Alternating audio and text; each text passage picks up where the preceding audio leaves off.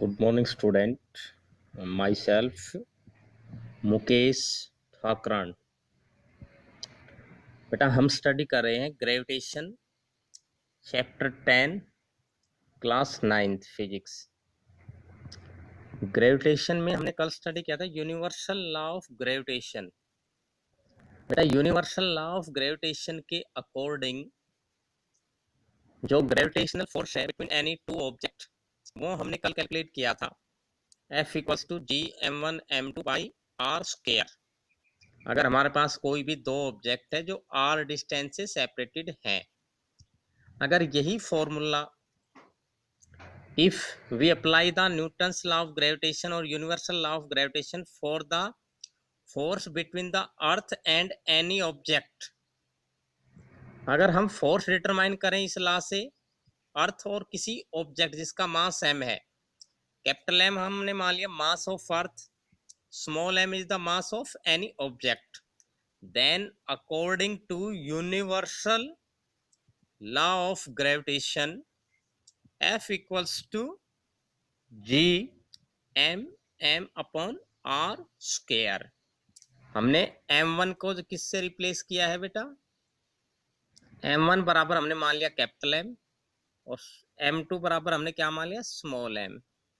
तो हमारे पास यही सेम लॉ क्या बन जाएगा? G m m upon r square. यहाँ पे r है रेडियस ऑफ अर्थ, क्योंकि अर्थ के सरफेस के ऊपर कोई भी ऑब्जेक्ट है उसके ऊपर जो फोर्स लगेगा वो इस डिस्टेंस पर लगेगा।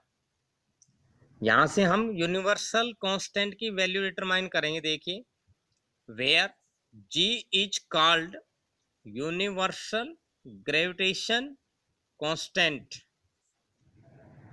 And from above equation we have G equals to F r square by mm। फोर्स को हम मेजर करते हैं न्यूटन में, डिस्टेंस को मेजर करते हैं मीटर में। यहाँ पे डिस्टेंस का स्क्वायर है तो मीटर स्क्वायर हो गया, और मास इनटू में मास, ये mass of earth, mass of body, तो किलोग्राम इनटू किलोग्राम यानी कि किलोग्राम का square. So SI unit of G is we get newton metre square per kilogram square, यानी कि किलोग्राम की पावर -2। तो बेटा ये इसकी एसआई यूनिट है ग्रेविटेशनल कांस्टेंट की, यूनिवर्सल कांस्टेंट की जी की। इसकी न्यूमेरिकल वैल्यू जो डिटरमाइन की गई है scientifically, it's numerical value is calculated as 6.67 10 की पावर -11। ये इसकी न्यूमेरिकल वैल्यू है 6.67 इंटू 10 की पावर -11। हर जगह पे ऑल ओवर द यूनिवर्स इसकी वैल्यू ये सेम है, कांस्टेंट है। तो ये इसकी न्यूमेरिकल वैल्यू होती है ग्रेविटेशनल कांस्टेंट की, यूनिवर्सल कांस्टेंट की। और ये था हमारा universal law of gravitation. Now free fall,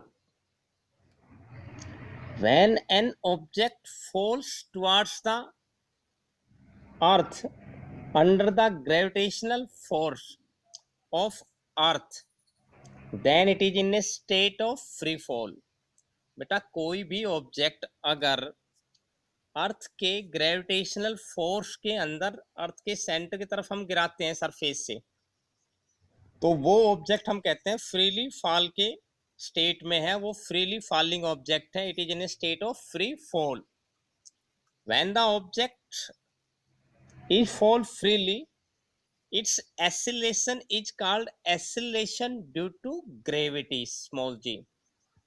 जो freely falling object acceleration process करता है वो एक्सीलरेशन बोली जाती है acceleration due to gravity, and gravitation force on it is equals to mg। और किसी फ्रीली फॉलिंग ऑब्जेक्ट के ऊपर जो अर्थ का ग्रेविटेशन फोर्स एक्ट करता है, ये जो फोर्स है ये कितना होता है? mg के बराबर, मास ऑफ ऑब्जेक्ट स्मॉल इनटू में एक्सीलरेशन ड्यू टू ग्रेविटी। ये कहां से आया? ये न्यूटन सेकंड लॉ से हमने निकाला है, क्योंकि according to Newton second law force F equals to mass multiplied acceleration होता है, आपने पढ़ा था। तो in case of free fall force equal to mass of object into में acceleration due to gravity. M mass of the object, g is the acceleration due to gravity. Then if we substitute the value of f in this equation, अगर इस equation में f की value mg रखूंगा तो क्या आ जाएगा मेरे पास, mg equals to G M M by R square, और m से m कैंसिल, तो g बराबर क्या आएगा, G M by R square. ये हमारे पास एक्सेलरेशन ड्यू टू ग्रेविटी की वैल्यू है, and SI unit of g is metre per second square. तो ये हमारा था फ्री फॉल और यूनिवर्सल लॉ ऑफ ग्रेविटेशन, दोनों ही मोस्ट इंपॉर्टेंट रिलेशन है, इनको आपने लर्न और राइट करना है। इससे आगे का जो इसमें काम है उनसे रिलेटेड है, you must learn these. Thank you, have a good day.